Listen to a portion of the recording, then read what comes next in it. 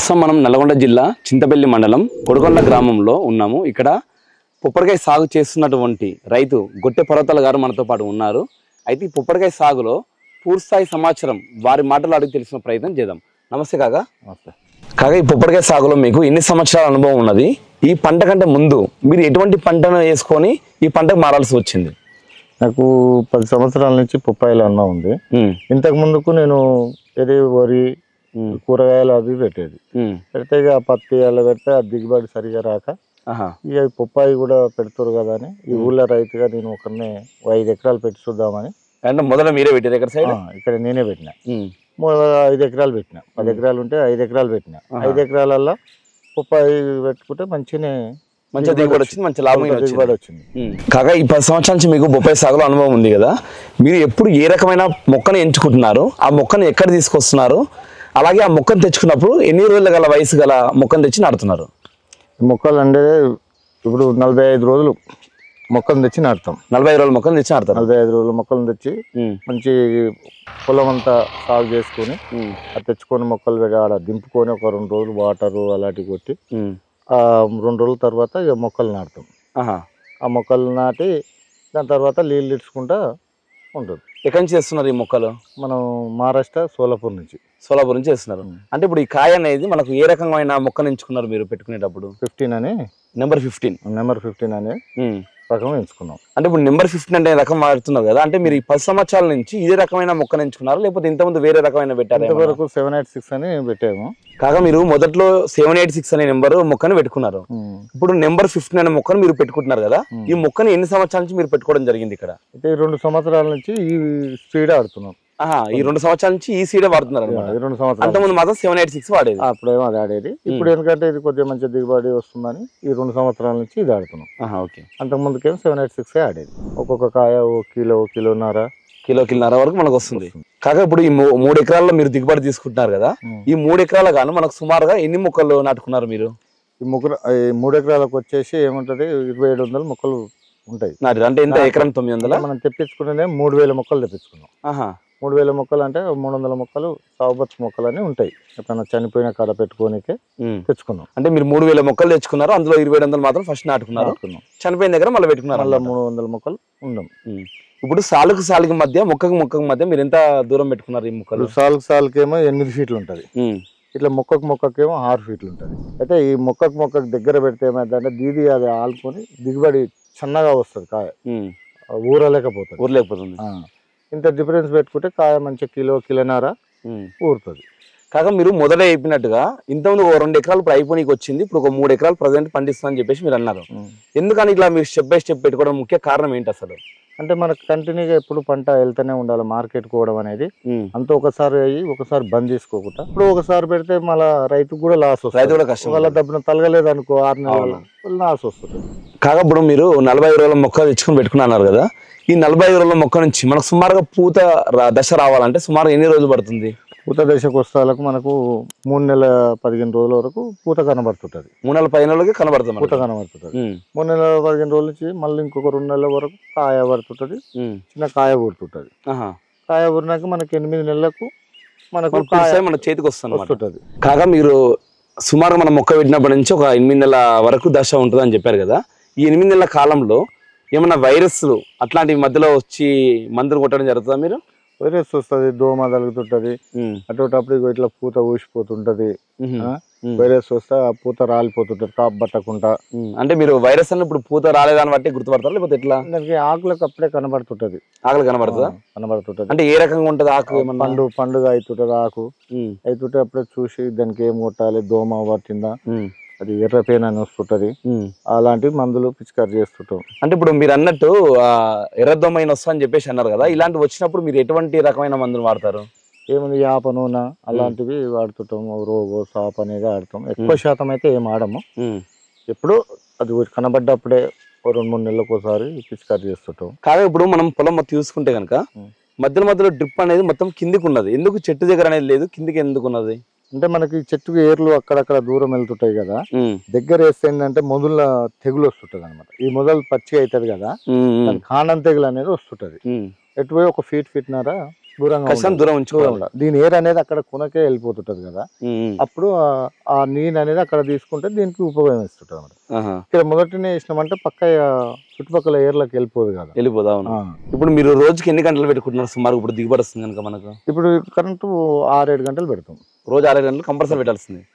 ఇప్పుడు ఇది 9 నెలల స్థాయి చెట్లు కదా, అవును, ఎక్కువ వాటర్ తీసుకుంటది బాగా. అంటే ఇప్పుడు మనకు నీళ్ళ స్థాయి అనేది ఎక్కువనే ఉండాలన్నమాట పొప్పడికాయ తోటకు మాత్రం. నీళ్ళు అంటే మనకు ఎంత ఆడాలనో అంత ఆడాలి, మరీ ఎక్కువ ఆడకూడదు, మరీ తక్కువ ఉండకూడదు. అంటే వానకాలం అయితే కొద్దిగా ఎక్కువ వానలు వస్తే పెట్టాల్సిన అవసరం లేదు, ఆనలు పడుతుంటే నీళ్ళు పెట్టే అవసరం లేదు. కాగా సంవత్సర కాలంలో అంటే ఇప్పుడు వానకాలం, చలికాలం, ఎండాకాలం ఉంటుంది కదా, ఏ టైంలో మనకు జర కాయ అనేది ఎక్కువ బరువు వచ్చే అవకాశం ఉంటది? ఇప్పుడు మనకు చలికాలం, వానకాలం వచ్చేసినప్పుడు వర్షాలు పడుతుంది కదా, మందులు పెట్టిన కొద్దిగా మందులు మొత్తం తిని ఎరువు, మన పసులు ఎరువు ఉంటది కదా, అవును, అది మొత్తం భూమి అంతా నాని అప్పుడు కొద్దిగా శక్తి అనేది బలంగా వస్తుంది. అది చలికాలంలో మంచి ఊరుతుంది, కాయ ఊరుతుంది. అంటే మీకు హైయెస్ట్ ఇప్పుడు మార్కెట్ తీసుకెళ్తారు కదా, ఎన్ని కేజీల వరకు ఎక్కువ వచ్చే అవకాశం ఉన్నది?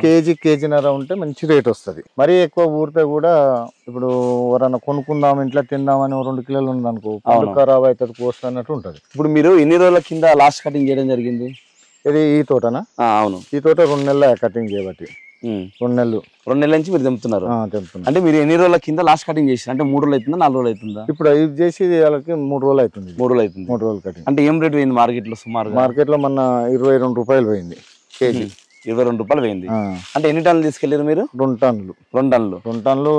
2 క్వింటాలు, 2 టన్నులు 1 క్వింటాలు అట్లా. అంటే సుమారు 40-45 వేల దాకా మనకు చేతికి వచ్చింది అనమాట. ఇప్పుడు మీరు దిగుబడి ఇప్పుడు 2 నెలల నుంచి తీసుకుంటున్నారు కదా, అంతకుముందు ఒక 8 నెలలు, అంటే ఈ 10 నెలల నుంచి మనం సుమారుగా ఈ 3 ఎకరాలకు మొత్తం ఎంత ఖర్చు వచ్చింది? మొత్తం ఖర్చు అనేది దీనికి ఎకరానికి 1,50,000 వచ్చింది. 1,50,000 చొప్పున వచ్చిందా? అంటే ఏమేమి ఖర్చు ఉంది సుమారుగా?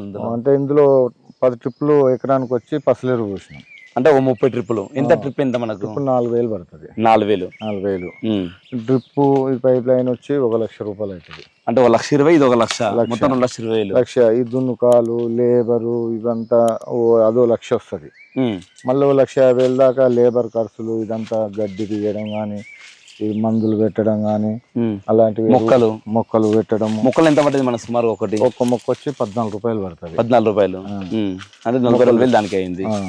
అంటే సుమారు మీకు ఎంత ఒక 4.5 లక్షల వరకు ఖర్చు? 4.5 నుంచి 5 లక్షలు. 2 నెలల నుంచి మీరు కటింగ్ చేసుకొని మీరు మార్కెట్కి వెళ్తున్నారు కదా, సుమారుగా మనకు ఎన్ని టన్నుల దిగుబడి వచ్చింది ఇప్పటికి? ఇప్పటికి మనకు 10 టన్నులు తెంపినాం. ఇంకా ఉంది, ఒక్కొక్క చెట్టు వచ్చేసి మనకు 1 క్వింటాల్‌న్నర వస్తుంది. వచ్చి మనం 800 చెట్ల నుంచి 900 చెట్లు పెట్టుకుంటాం. అవును, 900 చెట్లలో ఏమైతే అంటే మనకు 100 కేజీల నుంచి 120 కేజీలు కాస్తుంది, 150 కేజీలు కాస్తుంది. అది వచ్చేసి ఏమైతే అంటే మనకు 75 టన్నుల నుంచి 80 టన్నుల మధ్యన. అంటే ఒకటి ఎక్కువ కాసు, ఒకటి తక్కువ కాసు, 70 నుంచి 80 టన్నులు అయితే మనం లెక్కేసుకోవాలి వస్తుంది. అది పెట్టుబడి పెట్టే విధానంగా అది దిగుబడి వస్తుంటుంది. ఇప్పుడు మీరు సుమారుగా 70 నుంచి 80 టన్నులు అన్నారు కదా, అంటే మనం మార్కెట్లో చూసుకుంటే ఒక 15 రూపాయలు యావరేజ్ ఏవైనా ఒక 12 లక్షల వరకు ఆదాయం వస్తుంది. అయితే ఇది 12 లక్షలు వస్తుంది. 12 లక్షలలో మనకు ఎకరానికి 1,50,000 ఖర్చు పోతుంది. అంటే కాక ఇప్పుడు మీరు 8 నెలలకు దీని దిగుబడి అనేది మొదట స్టార్ట్ అవుతుంది కదా, మనం మళ్ళీ ఇంకా అప్పటి నుంచి ఇంకెన్ని నెలల వరకు తీసుకోవచ్చు మొత్తం జీవితకాలం? మళ్ళీ 8 నెలల నుంచి 10 నెలల దాకా వెళ్తూనే ఉంటుంది కటింగ్. అయితే ఒక 3 నెలలు ఏమైతే అంటే డైలీ వెళ్ళే అవకాశం ఉంటుంది, తొందరగా వెళ్తుంది. ఆడికెళ్ళి ఒక 4-5 రోజులకు ఒకనాడు, వారానికి ఒకనాడు వెళ్తుంటది. కానీ కంటిన్యూగా ఒక 8 నెలల నుంచి 10 నెలల దాకా వెళ్తుంది మళ్ళీ. ఇప్పుడు మీరు మంచి మనకు దిగుబడి తొందరగా వెళ్తేప్పుడే రేట్ అయితే తగ్గింది అనుకో, 15 లక్షల దాకా కూడా వస్తుంది. మనకు రేట్ ఎక్కువ సరికి వెళ్ళినప్పుడు కొద్దిగా రేట్ తగ్గుంది అనుకో, కానీ దానికైతే కంపల్సరీ అవుతుంది. మనకు ఎప్పుడు లాస్ అయితే కాదు కానీ కనీసం ఆడకాడికి అయితే వెళ్తుంది, లేకపోతే వస్తే మినిమం ఎంత లాభం అయితే వస్తుంది.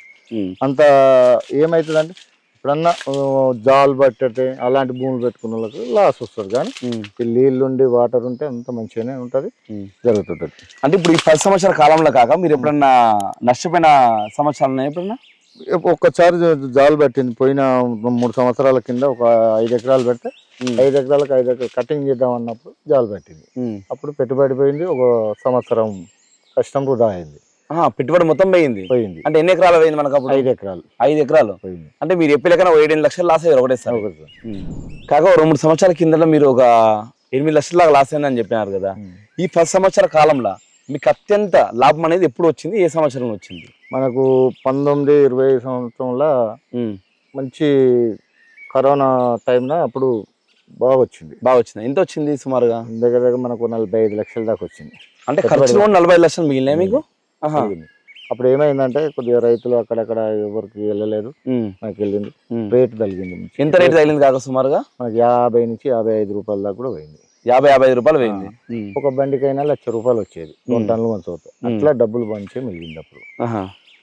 అంటే నాకు తెలిసి మీరు జీవితకాలం కూడా అటువంటి పైసలు మళ్ళీ చూడరు అనుకుంటా. ఎప్పుడు కూడా తగులుతలేదు ఈ 10 సంవత్సరాల నుంచి ఎప్పుడు తగలలేదు. ఇప్పటికైనా కానీ ఇక దానికైతే వెళ్తుంది, మనకు కూడా ఇంతో అంతా మిగులుతుంది. ఎప్పుడైతే నేను నష్టపోతాను అయితే ఏం లేదు. అప్పుడు ఒక్కసారి జాలు బట్టి ఒక 5 ఎకరాలు పెట్టుబడి మొత్తం పోయింది. ఒక సంవత్సరం కష్టం వృధా అయిపోయింది. అదే ఒక్కసారి లాస్ అయ్యారు కానీ దాని ద్వారా ఒకసారి మీకు మంచిగా కూడా కలిసి కంటిన్యూగానే ఉంటుంది. కాగా 10 సంవత్సరాల నుంచి మీరు పొప్పడికాయ సాగు చేస్తున్నారు కదా, ఎటువంటి నేలలు ఎంచుకుంటే మనకు పంట దిగుబడి ఎక్కువ వచ్చే అవకాశం ఉంటుంది? మనకేముంది, ఏ భూమి అయినా పనికి వస్తుంది కానీ ఒక జాలు బట్టేది సౌడు భూమి పనికి రాదు. అంటే నీళ్ళు అనేది నిల్చుకోకూడదు అనమాట. నిల్చోవద్దు.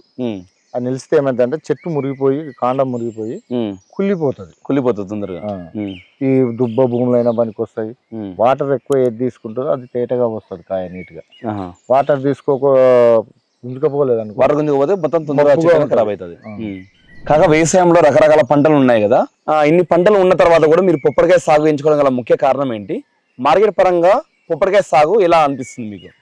ఇప్పుడు రకరకాలు ఉన్నా కానీ ఏ పంట వేసుకున్నా ఒక నెలలో అయిపోతున్నాయి, 2 నెలలు 3 నెలలు. అవును. ఈ పొప్పాయి సాగు అనేది మనకు సంవత్సరం మెయింటెనెన్స్ అనేది మంచిగా చేసుకొని దీన్ని తేటగా చేసుకుంటే సంవత్సరం వెళ్తుంది, దిగుబడి ఎక్కువ వస్తుంది. ఏ పంట పెట్టినా, పత్తి పెట్టినా కానీ ఏమంటారు, ఒకసారి ఏరుకున్నామంటే అయిపోతుంది, మళ్ళీ 3 నెలలు ఖాళీగా ఉండవలసి వస్తుంది. అవును. ఇక ఈ వర్షం పెడితే ఒకసారి కోసుకున్నాం, మళ్ళీ 2 నెలలు ఖాళీగా ఉంటుంది. అవును. ఇది ఏమైతుందంటే మా ఇంట్లో మేము ఒక 4 ఉంటే కూడా బండి లోడ్ చేసి పంపించుకోవచ్చు. అంటే కూల సమస్య కొద్దిగా తక్కువనే ఉంటుంది. కూల సమస్య తక్కువనే ఉంటుంది. మనం ఏంటంటే రాయల్ పంట మంచి చేసుకుంటే వాళ్ళకి రాయల్ పంట ఇది. ఎట్లా ఉంటది అంటే ఇట్లా పోయి చూసుకొని నీళ్ళు పెట్టుకున్నామా చేసినామా అన్నట్టుంది. పని చేయడం అనేది పెద్ద తక్కువ ఉంటుంది. అట్లా ఎంచుకున్నాం. దిగుబడి కూడా ఎప్పుడు కంటిన్యూ ఉంటది కదా మార్కెట్ కు. ఎప్పుడు మనకి ఇంత కూలీలకు కానీ మనకు కానీ ఖర్చులకు కానీ మంచి ఎప్పుడు వెళ్తూనే ఉంటది అన్నట్టు. అంటే ఇప్పుడు మార్కెట్ పరంగా కొద్దిగా రేట్ కూడా మనకు మంచిగా ఉంటుంది. ఎప్పుడు 10 నెలలు వెళ్ళినప్పుడు ఏ నెల తగ్గుతూనే ఉంటది. అవును. ఆ నెలలో అనేది కవరప్ అయిపోతుంది మొత్తం.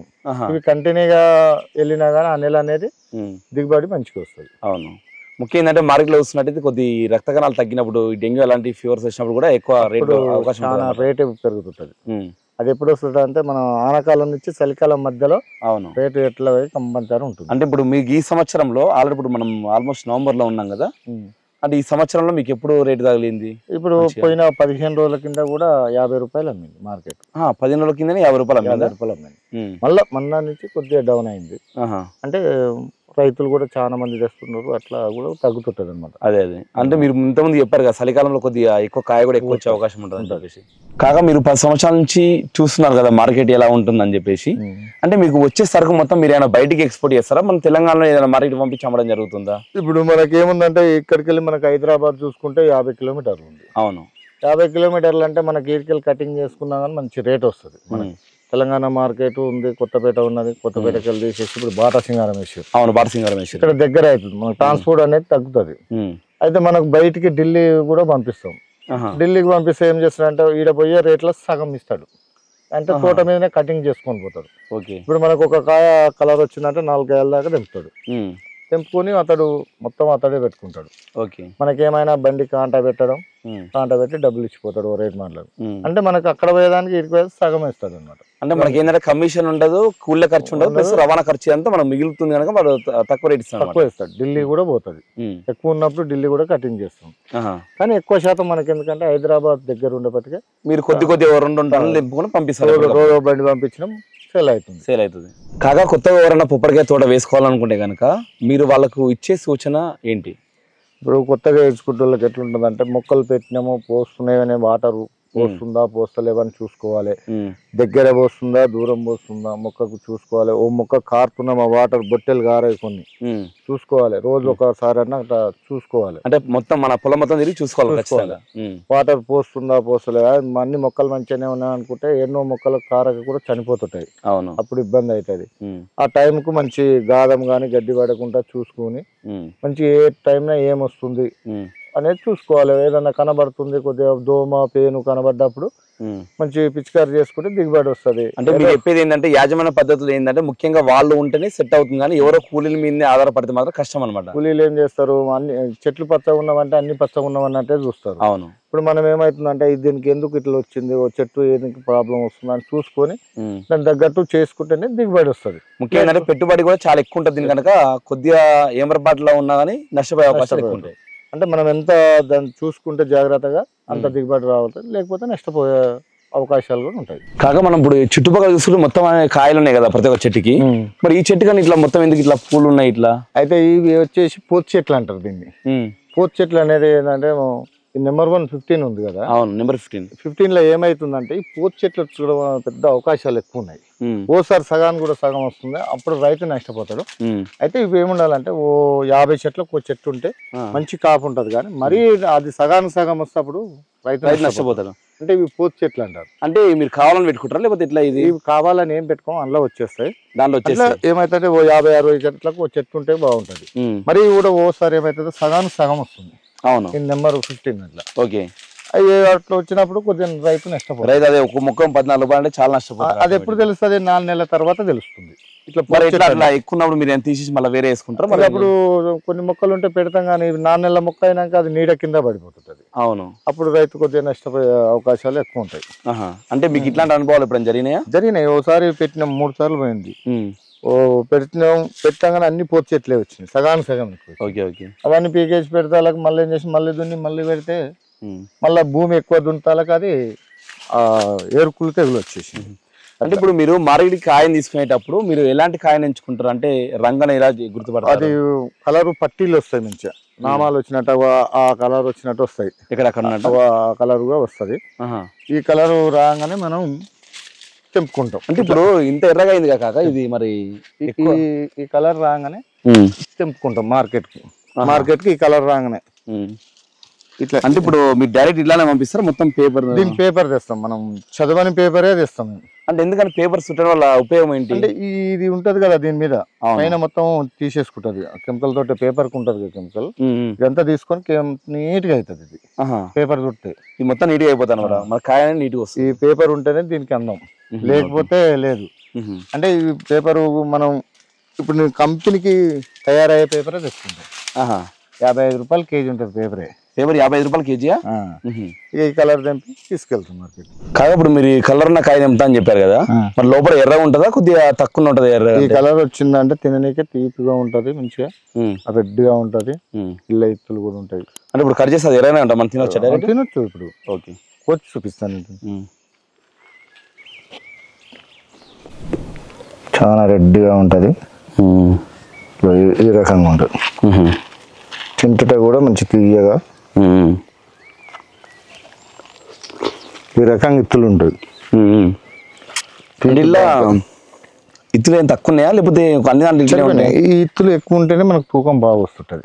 కొన్ని మరి ఇత్తులు తక్కువ ఉంటాయి కదా? తక్కువ ఉంటాయి అంటే కొన్ని రకాల దాంట్లో ఉంటాయి. ఇళ్ళనైతే మంచి రకం మంచి ఇత్తులు ఉంటాయి, మంచి తీపి కూడా బాగుంటుంది, రెడ్గా ఉంటుంది. అదే తిన్నకి. కాగా మీకున్న ఈ పొప్పటి సాగులో 10 సంవత్సరాల అనుభవాన్ని మాతో పంచుకున్నారు. ముఖ్యంగా ఏంటంటే యాజమాన్య పద్ధతులు, చీడపురుగులు వస్తే ఎలా నివారించుకోవాలని చెప్పేసి మీ ప్రతి ఒక్క అనుభవం అనేది కొత్తగా వచ్చే రైతులకు అది ఉపయోగపడుతుందని నేను అనుకుంటున్నాను. మీ యొక్క అనుభవం నాతో పంచుకున్నందుకు థ్యాంక్ యూ కాకా. Thank you. నేను కూడా మీ ఛానల్ చూస్తున్నా, ఇట్లనే మీరు కూడా మంచి తీసి పంటలు కొంతమంది రైతులకు అవగాహన ఇస్తే మంచిగా ఉంటుంది. ధన్యవాదాలు. ఓకే, థ్యాంక్ యూ కాకా.